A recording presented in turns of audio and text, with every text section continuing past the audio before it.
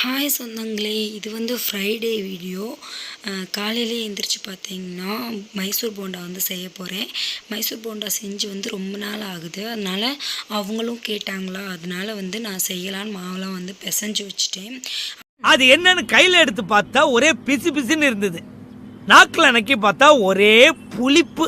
அப்புறம் எண்ணெயை நல்லா காய வச்சு வந்து மாவு கொஞ்சம் கொஞ்சமாக எடுத்து போட்டேன். ரொம்ப நாளைக்கு முன்னாடி செஞ்சுருக்கேன், இப்போ எப்படி வரப்போகுதுன்றது தெரியல. ஆனால் எண்ணெயில் போடும்போது நல்லா தான் இருந்துச்சு. அப்புறம் வந்து இதுக்கு என்ன கலக்கணும்னு அம்மாட்ட கேட்டப்போ கொஞ்சோன்னு அரிசி மாவு கலக்கணும்னு சொல்லியிருந்தாங்க. ஆனால் நான் வந்து அதை கலக்காமே போட்டு எடுத்துட்டேன். அப்புறம் வந்து பிச்சு பார்க்கும்போது பார்த்தீங்கன்னா கொஞ்சம் லப்பர் மாதிரி இருந்துச்சு, ஆனால் டேஸ்ட்லாம் வந்து சூப்பராக இருந்துச்சு. இதுக்கு நீ உருட்டுமா, உன் நல்ல மனசுக்கு நீ தான் ஜெயிப்ப. அப்புறம் பாப்பாவை வந்து தூங்க வைக்கலாம், லஞ்ச் வேலையெல்லாம் பார்க்கலான்னு பார்த்தா அவளும் தூங்கவே இல்லை. போட்டு சத்தாச்சு எடுத்துட்டா ஃபுல்லாக.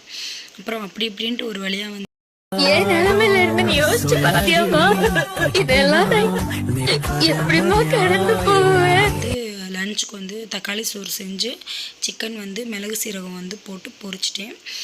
சதுட்டை வந்து எப்படி இருக்குது அப்படின்னு சொல்லி கமெண்ட் கேட்கலான்னு கேட்டதுக்கு சூப்பராக இருக்குது அப்படின்னு சொல்லி சொன்னாங்க. அது கேட்கும்போது நமக்கே எப்படி உடம்புலாம் சந்தோஷமாக இருந்துச்சு.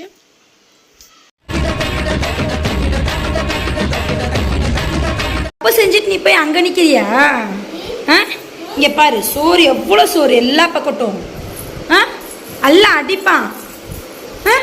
ஓட்டு ஓடுற அவ்வளோ பயம் இருக்குல்ல உனக்கு.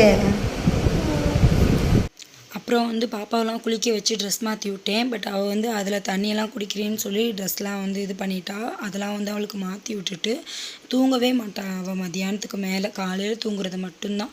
அவளை உட்கார வச்சுட்டு கொஞ்சம் வந்து ட்ரெயின் பண்ணலாம் அப்படின்னு சொல்லிட்டு ட்ரெயின் பண்ணிகிட்ருக்கேன். அவளுக்கு என்ன ப்ராப்ளம் அப்படிங்கிறது வந்து நான் போக போக சொல்கிறேன்.